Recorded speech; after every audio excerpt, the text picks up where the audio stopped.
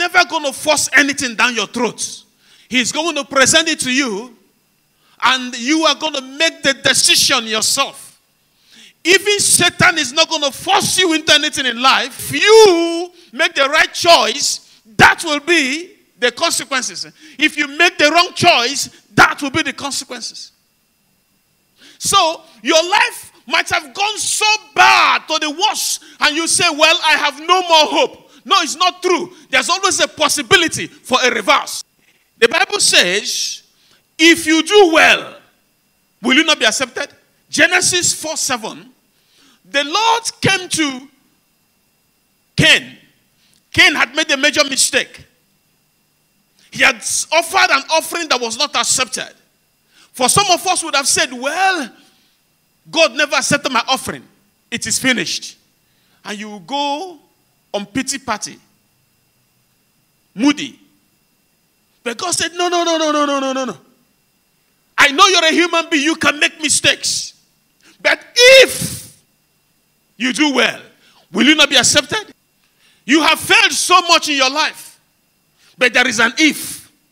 And your if can come by revelation of the word of God. With God, all things are possible. If my people who are called by my name shall humble themselves and pray and depart from the wicked ways, I will heal the land. The land includes you. So he's talking about you.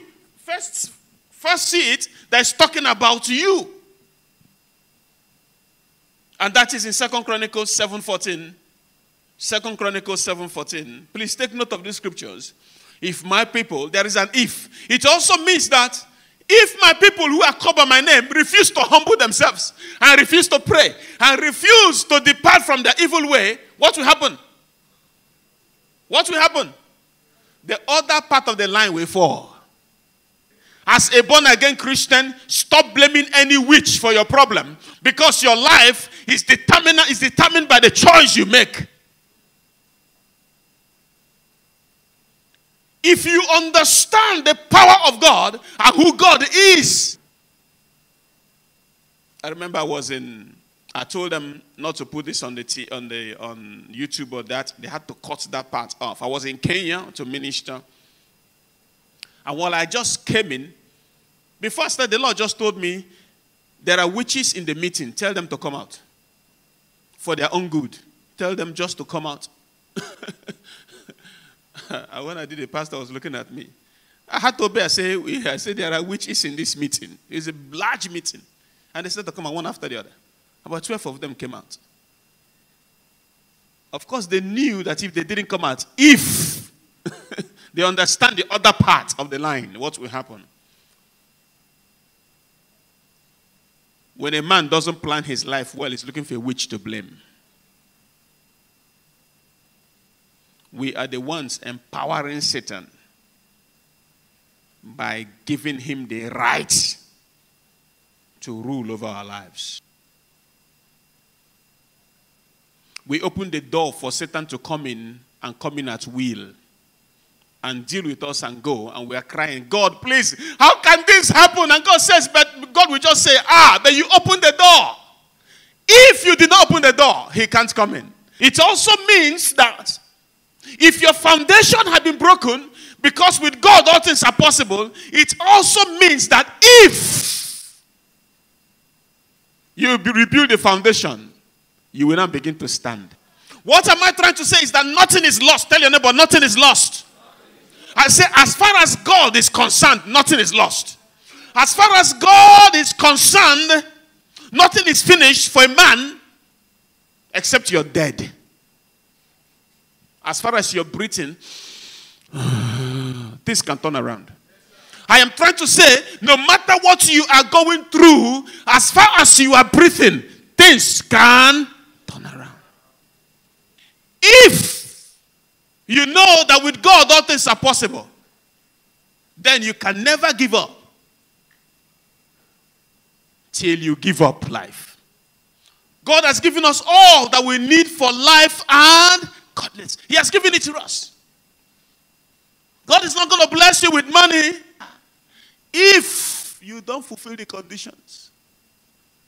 He says, I will bless the works of your hands. You have no work in your hand and you're sitting and expecting to be a millionaire. You are not going to become a millionaire. Because there is an if. You want to walk in miraculous and you're walking in sin, it's not going to happen. Because there is an if. Isaiah 1:19, he says, if you are willing and obedient, you will eat the fruit of the land. If you're not willing and obedient, you're not willing to serve God, you're not obedient to God, and you want to claim, come all night, I must eat the fruit of, is a lie. Oh. What I call wasted prayers. You can pray for 10 years, your life will remain the same. But the day you receive the revelation, you just pray for one day, things will change. How can the weak be strong? The weak can become strong if. How can the poor become rich? They can become rich if. How can the blind see? When we talk of blind seeing, it's not just your eye. Also talking about your physical, your spiritual eyes. It's talking about your ability to see into the future. Your ability to perceive things. You are busy doing 10 days all nights while you're living in sin. You're wasting your time. You're busy doing 10 days all night and you're not working. You're not doing anything that brings money. Money is not going to come from sky. If you believe, all things are possible. Did you hear that word? If you believe. The thing is that many Christians don't believe. They say, I believe. Do you believe? I believe. But your action shows you don't believe. You come and say, Father, we pray there shall be no rain. We pray there shall be no rain. The next time the cloud begins to move, you carry umbrella going out. That means you've already cancelled your prayer. Am I talking to somebody here? Because you don't believe. Because if you had believed, you wouldn't have taken an umbrella out. If you believe, you will see the salvation of the Lord. John 11:14. If you believe. You can never see the salvation of the Lord if you don't believe. If. Luke 15:11-24. And then I will call that person that God has sent me here for. And you know something about God. When God sends a man, he also sends other people. So the prophetic word for you can benefit other people. So God says there came for somebody here. It might mean 3 people, 4, 5 people. And anybody who keys into it. Luke 15. Good. I'm going to read from verse 11. A certain man had 2 sons. And the younger of them said to his father, Father, give me the portion of goods that falleth to me. And he divided unto them his living. 13. And not many days after, the young man gathered all together and took his journey into a far country, and there wasted his substance with riotous living. And when he had spent all, there arose a mighty famine in that land, and he began to be in want. And he went and joined himself to a citizen of that country, and he sent him into his field to feed swine. There is somebody, your situation has so degenerated. Your situation has so degenerated. But today, it's going to turn around in the name of Jesus. And he will fain have filled his belly. Yes, he will, that's what it means. He would desire to fill his belly. With the what? With the husk that the swine did eat. And no man gave unto him. His situation became horrible. And when he came to himself, he said, how many hired servants of my father have bread enough to spare, and I perish with hunger? I will arise and go to my father, and will say unto him, Father, I have sinned against heaven and before thee.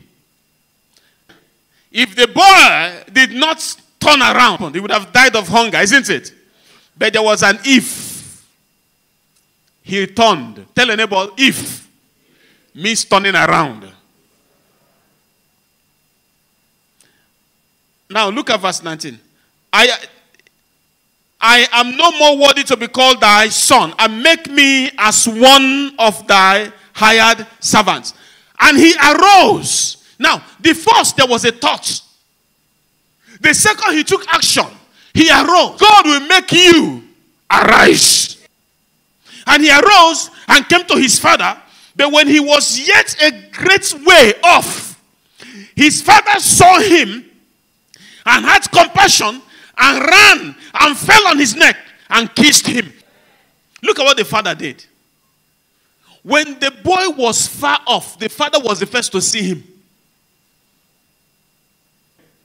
And when the father saw him, that the son had turned around. The Bible says the father saw him from afar. What was he doing? I suspected that the father at all times was always going outside to check. Oh, my son, my son, my son. Like David to Absalom. Oh, my son, my son. Each time, each day that boy was hungry, the father was feeling the pain. Somehow the father knew things weren't well with the son. So I am assuming that each day the father was outside looking for the son. And this day, the father found the son. The Bible said the father did not wait for the son. He ran. His father saw him and had compassion on him. He has seen your struggle. He has seen what you're going through. Today he said, if you will come back, I will run to meet you. You know, after reading this, my mind turned. I used to think that we need to run to God. No, God himself is just waiting for you to make that step. He will run and meet you. And if the boy turns back, this is what's going to happen. But if the boy has stayed back, the boy was going to die of hunger. But the boy took the decision of if and enjoyed the kisses of the father, the blessings of the father, and the restoration from the father. And the party was made for him. And he was restored as a son. And I believe was also given another inheritance.